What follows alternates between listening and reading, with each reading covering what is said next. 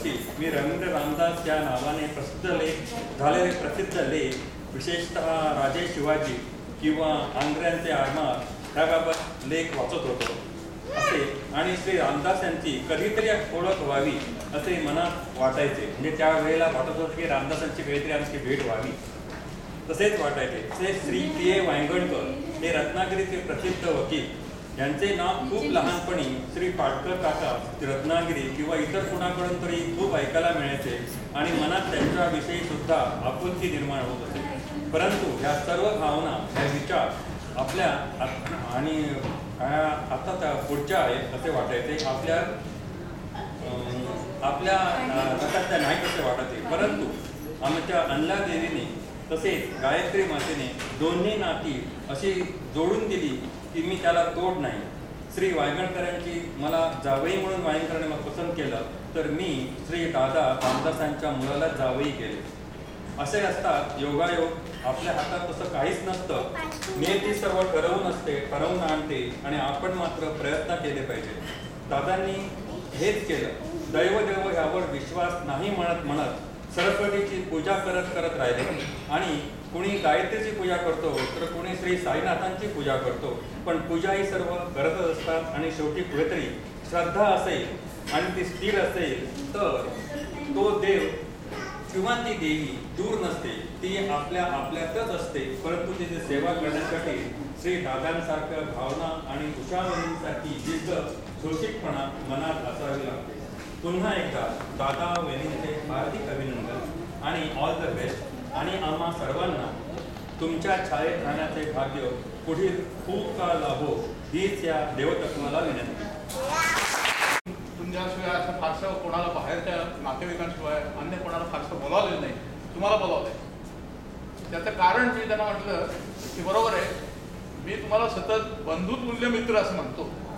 त्यांच्या मातोश्रीला मातोश्री म्हणूनच मानायचो आणि त्या पद्धतीचा इंग्लिशमध्ये असलेला काही कविता, त्यानंतर लेख, आता अलीकडे जे पुस्तक प्रकाशित झालं पाऊल खुणा स्वातंत्र्यवीरांच्या आणि महात्माजींच्या, त्यात सगळा तो आलेला आहे.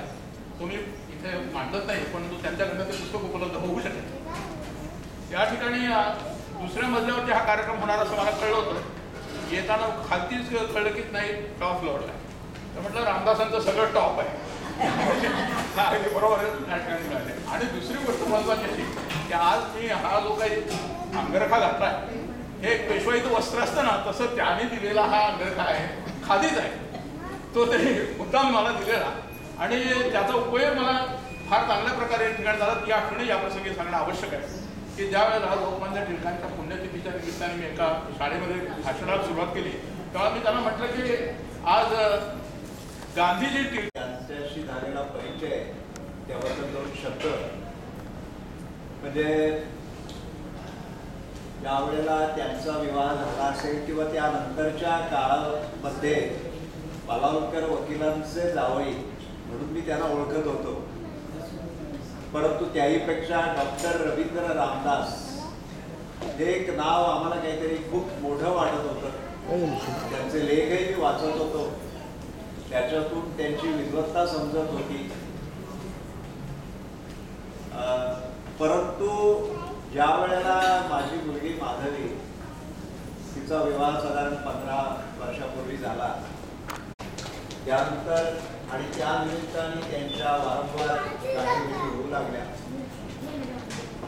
विशेष म्हणजे या भेटींमध्ये मला एक गोष्ट सतत जाणवत होती की या कुटुंबामध्ये दादा खूप मोठे आहेत, खूप विद्वान आहेत, हे सर्वांना माहीत असेल.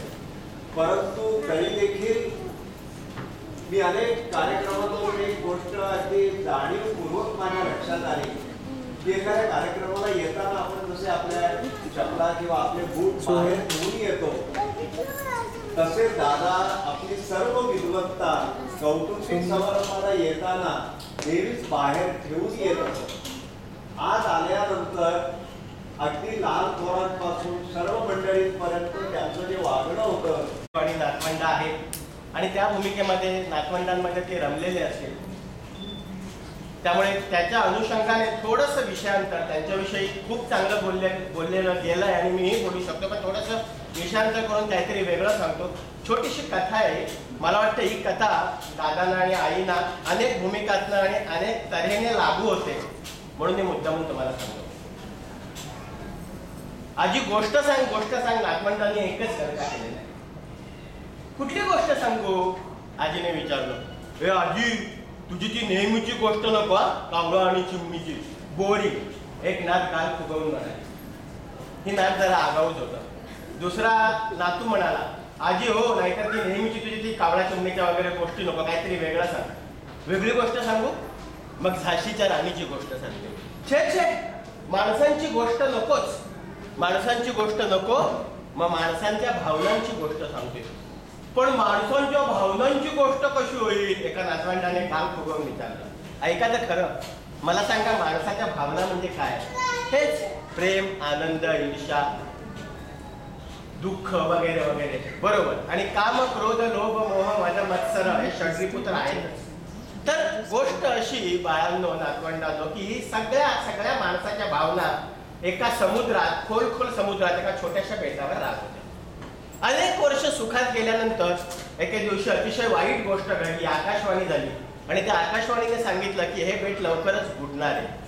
त्यामुळे या बेटावर राहणाऱ्या साऱ्या भावनांनी आपापले रस्ते पकडावे, आपापला मार्ग चोखाळावा आणि या बेटावरला बाहेर पडावं. हे ऐकल्यानंतर साऱ्या भावनांची तारांबळ उडालेली आहे. बेटावरनं बाहेर पडायचं म्हणजे होडी हवी. मग तिला तुम्ही होडी म्हणा, नौका म्हणा, नाव म्हणा, अर्थ एकच. प्रत्येक भावनेने आपापली होडी बनवायला घेतलेली आहे. फक्त प्रेमाने आपली होडी बनवली नाही, प्रेमाने वेगळीच भावना बोलून दाखवली. प्रेम असं म्हणाले की मी या बेटावर इतकी वर्ष राहिलो, माझे सारे सुखदुःखाचे क्षण मी या बेटावर साजरे केलेले आहेत आणि आता याच्या पडत्या काळात त्याला सोडून जायचं नाही, माझ्याकडनं ते घडणार नाही, मी ते करणार नाही. हे बेट बुडेपर्यंत मी या बेटावर राहील. हे बेट जेव्हा बुडेल, समुद्रात तळाला जाईल, तेव्हा माझं काय करायचं ते मी बघून घेईन. प्रेम असं प्रेमाला साजेसं बोललेलं आहे. बाकी कुठलीही भावना या बेटावर अडकायला तयार नव्हती. त्यामुळे प्रत्येक भावनेने आपापली होडी बनवायला घेतलेली आहे. होड्या बनवून तयार झाल्या, होड्यांमध्ये सामानही भरलं गेलं. प्रत्येक भावना आता बेटावरनं बाहेर पडणार आहे आणि तेव्हा एक पुन्हा दळभद्री अशी अनाउन्समेंट आकाशवाणी झालेली आहे. आकाशवाणीत सांगितलं गेलेलं आहे की आता 24 तासात हे बेट बुडेल, तेव्हा प्रत्येक भावनेने त्वरित बाहेर पडावं. पुनश्च एक वार तारंबळ उडाली. सगळ्या भावना भरभर होडीत बसायला लागल्या. प्रेम नावाच्या भावनेने मात्र यावेळेला इतर भावनांची परीक्षा बघायचं ठरवलं. प्रेम पहिल्यांदा श्रीमंतीकडे गेले आणि म्हणाला, श्रीमंती मला घेतेस तुझ्या होडीमध्ये? मला या बेटावरनं बाहेर पडायचंय. श्रीमंती म्हणाली, घेतलं असतं तुला होडीमध्ये, पण काय आहे, माझ्या होडीमध्ये मी अगोदर हिरे, रत्न, माणिक, सोनं, चांदी सगळं भरून ठेवलेलं आहे. त्यामुळे या होडीमध्ये आता माझ्याखेरीज बसायला कोणाला जागाच नाही. प्रेम थोडंसं खट्टू झालं. मग ते गेलं सौंदर्य या भावनेकडे, सौंदर्याचा गर्व या भावनेकडे. सौंदर्य घेशील मला तुझ्या होडीत? प्रेमा, तुला मी माझ्या होडीत घेतलं असतं, पण एकदा माझी होडी बघ रे, मी किती नटवली आहे, सजवली आहे, किती देखणी केली आहे, आणि एकदा स्वतःकडे बघ.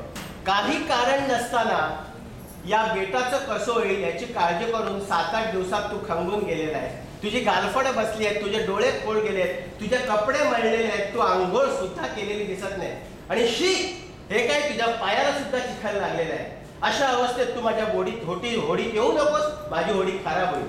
प्रेम अत्यंत खट्टू झालं, कारण त्याला बेटावरनं बाहेर पडायचं आणि त्याला मुळे कोण बाहेर घेऊन जायलाच तयार नाहीये.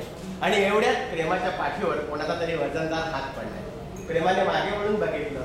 एक वयोवृद्ध गृहस्थ हसतमुख मागे उभे होते. प्रेमा, तुला या बेटावरनं बाहेर पडायचंय? होय. चल मग माझ्या होडीत नसल. अरे माझ्या होडीत काहीही सामान नाहीये, मी एकटा आहे, भरपूर जागा आहे, आपण आरामात दोघे जाऊ. प्रेम त्या व्यक्तीबरोबर त्याच्या होडीत बसलं आणि असंख्य समुद्र मैल अंतर पार करून अखेर ही होडी किनाऱ्याला लागली. होडीतनं उतरल्यानंतर त्या माणसाचे प्रेमाने आभार मानले आणि त्याला 2च गोष्टी विचारल्या, आपण कोण आणि आपण मला का वाचवलं? ही व्यक्ती हसली आणि म्हणाली, प्रेमा, तू अजून मला ओळखलं नाही? अरे मी काळ आहे, काळ. मी भविष्यात होतो, भूतकाळात होतो, वर्तमानात आहे आणि भविष्यातही असणार. आता तुला मी का वाचवलं याचं कारण सांगतो. प्रेमात काळ म्हणून त्रयस्थपणे आणि स्थितप्रज्ञतेने वर्षानुवर्ष, कित्येक वर्ष हे जग बघितल्यानंतर एक त्रिकालबाधित सत्य माझ्या लक्षात आलंय.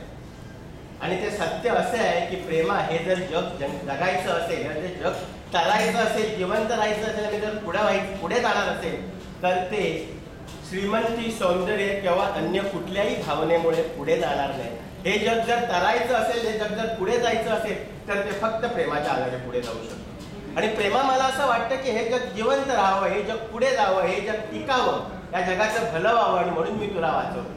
प्रेमा, तुला वाचवून मी तुझ्यावर नाही उपकार केले, मी माझ्या स्वतःवर या जगावर उपकार केले.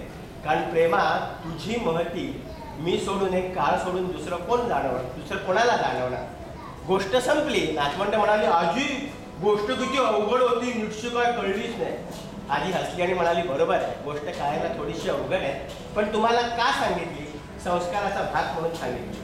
अरे, या गोष्टीचा खरा अर्थ कळण्यासाठी माझ्यासारखं म्हातारं व्हावं लागतं, केसाची चांदी करून घ्यावी लागते, जगाचे भले बुरे असंख्य अनुभव घ्यावे लागतात, डोळसपणे हे जग बघावं लागतं, कित्येक अपमान पोटात घालावे लागतात. मग कुठे प्रेमाची गोष्ट, प्रेमाची महती कळते आणि या गोष्टीचा अर्थही कळतो. प्रेमाची महती कळणं, प्रेमाची गोष्ट कळणं इतकी खरंच सोपी गोष्ट नाही आहे. ही प्रेमाची गोष्ट खऱ्या अर्थाने ज्यांना कळलेली आहे त्या दादांचे आणि उषाताईंचे आभार मानतो. आणि त्यांच्या लग्नाची 50च काय, वल्लरी आमची 60 वर्ष म्हणाली, मी तर म्हणजे 100 वर्ष. आशा उत्तम का ठेवू नये. त्यांच्या किमान 100व्या लग्नाच्या वाढदिवसाला आपण सगळे असेच परत इकडे गोळा होऊया आणि असाच आनंदाने तो साजरा करूया.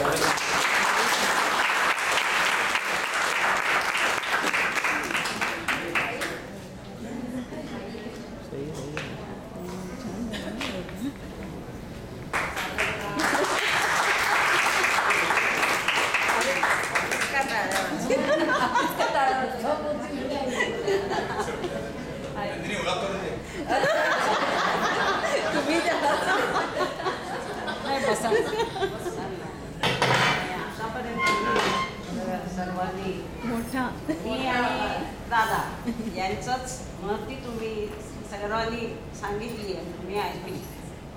पण आमच्या ह्या 50 वर्षाच्या आयुष्यामध्ये, आमचं जे माझं लग्न झाल्यानंतर, या रामदास कुटुंबामध्ये मी आल्यानंतर ही 50 वर्ष गेली. यामागे ज्या ज्या लोकांची मला मदत झाली किंवा ज्यांनी माझ्यावर प्रेम केलं आणि हे माझं 50 वर्षाचं आयुष्य सुरळीतपणे पार पाडायला मदत केली, अशा लोकांच्या विषयी मी तुम्हाला काहीतरी सांगू. माझं लग्न झालं त्यावेळेला त्या लग्नाला हजर असल्यापैकी आता ह्या हॉलमध्ये फक्त हाताच्या बोटावर मोजण्या इतकीच माझी सख्खी बहीणसुद्धा माझ्या लग्नाला नव्हती, ती जपानला होती. माझे कारण त्या ह्याच्यामध्ये माझी आई वडील माझे नाही आहेत, आमचे आई अप्पा, माझी धाकटी बहीण आणि ज्यांच्याबरोबर आम्ही 6 भावंड लहानाचे मोठे झालो ती आमची 4 चुलत भावंड. माझी आजी, जिने आम्हाला लहानपणी आमच्यावर चांगले संस्कार केले, ती माझी आजी. या सगळ्यांची मला आज खूप आठवण येते. त्याचबरोबर आणखीन आमचे असंख्य नाते आणि रागीट होते. मला त्यांचा प्रथम थोडे दिवस खूप राग यायचा की हे असे का वागतात, कारण माझ्या घरामध्ये ही मला वागणूक नव्हती. पण थोडे दिवसांनी मला समजून आले की कुटुंबामध्ये शिस्त हवी असेल तर अशी एखादी व्यक्ती असावी की ज्याच्यामुळे कुटुंबाला चांगल्या प्रकारची शिस्त लागते. माझ्या घरात शिस्त नव्हती असं नाही, पण इथे मला हे जास्त समजून आले. आई आणि अप्पा या हे दोघंही शिक्षक होते, त्यामुळे शिक्षणाचं महत्त्व त्यांनी ओळखलं होतं आणि ह्या सगळ्याचा फायदा माझ्या मुलांना झाला. आजी आजोबांचं प्रेम काय